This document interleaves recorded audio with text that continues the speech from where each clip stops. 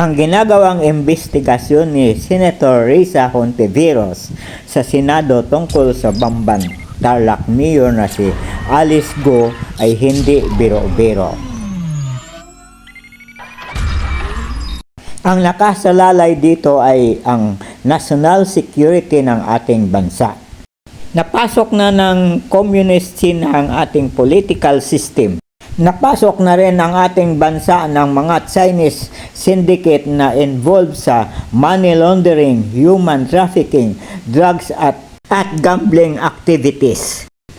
Dahil kay Alice Go ay nagkaroon ng Pugo Hub complex sa Bamban. Kasusunod niya mga criminal na wanted sa iba't ibang bansa tulad ng Singapore, mga krimeng, money laundering at human trafficking.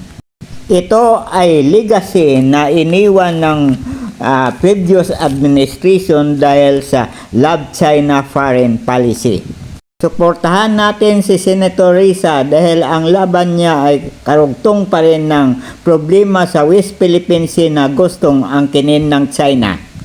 Dahil dito ay maaaring manganib ang kanyang buhay dahil hindi biro-biro ang binabangga niyang mga taong halang ang kaluluwa.